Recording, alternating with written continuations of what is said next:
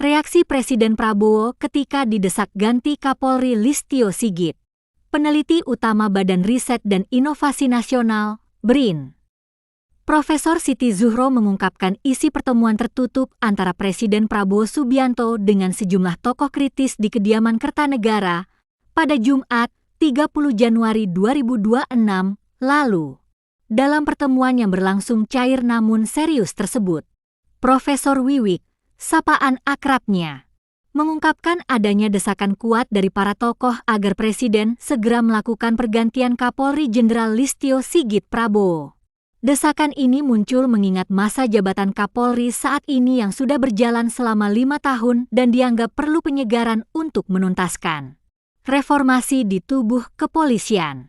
Hadir dalam pertemuan tersebut antara lain mantan Ketua KPK Abraham Samad, mantan Kabareskrim Komjen Purnawirawan Susno Duaji, Said Didu, dan wartawan senior Bambang Harimurti.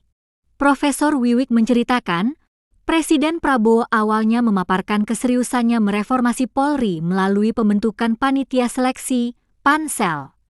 Namun, para tokoh menilai hal itu belum cukup.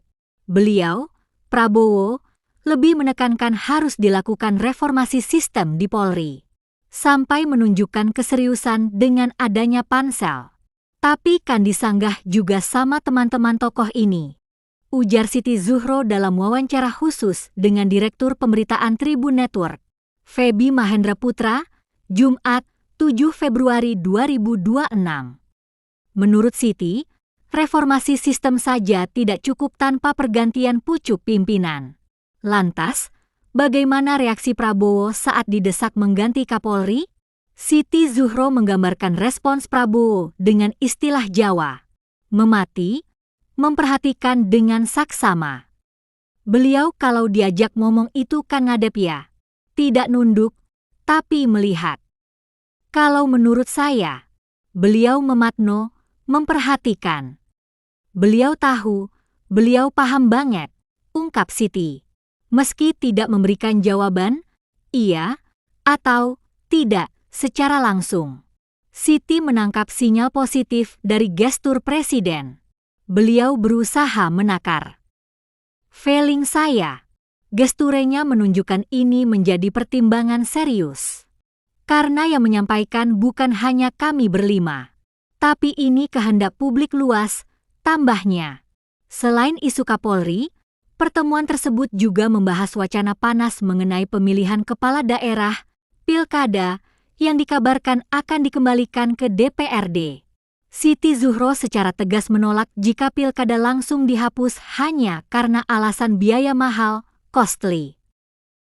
Berikut petikan wawancara khusus peneliti utama Badan Riset dan Inovasi Nasional, BRIN, Profesor Siti Zuhro dengan Tribun News. Tanya, jadi apa yang lebih penting menurut yang disampaikan berkali-kali? Pergantian Kapolri? Jawab, yang pihak tamu itu. Tamu tokoh itu yang mengulas terus gitu. Dan beliau berusaha memahami dan berusaha kayak menakar gitu mas. Gitu.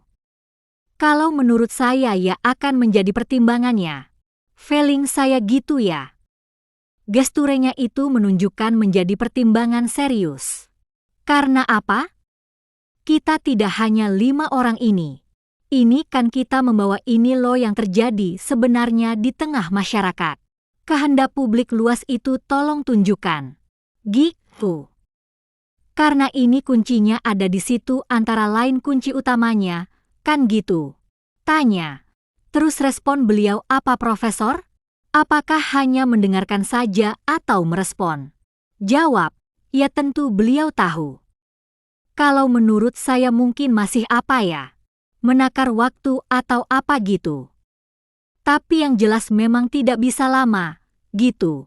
Tanya, nggak pantas juga, nggak etis mendesak-desak Presiden, gitu ya Profesor ya? Jawab, betul. Tapi mendesak itu kayak terus menekankan itu tidak cukup 2 kali kita sampaikan gitu. Jadi yang penting action Bapak Presiden, action Bapak Presiden. Jadi bukan hanya di pemilu kita berduyun-duyun memilih, tapi dalam membuat kebijakan. Ini kan sudah lama ya, sudah hampir 1,5 tahun gitu. Kehendak itu kan sudah bertahun. Tidak bagus kalau dibiar-biarkan. Lah tentu ini akan mengurangi legitimasi Bapak Presiden. Pemerintahan Pak Prabowo, kan itu. Itu tahu banget.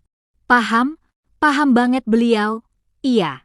Tanya, apakah Profesor Wiwit puas dengan pertemuan selama 4 jam di rumah kediaman pribadi beliau ini, Profesor? Jawab, relatif oke karena panjang kan?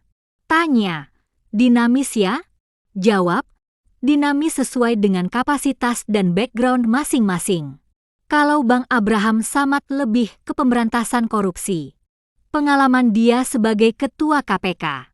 Kalau saya ya berdasarkan apa yang saya pelajari. Saya teliti dan hasilnya apa empirik yang terjadi di lapangan dan sebagainya, seperti itu. Insya Allah, iya.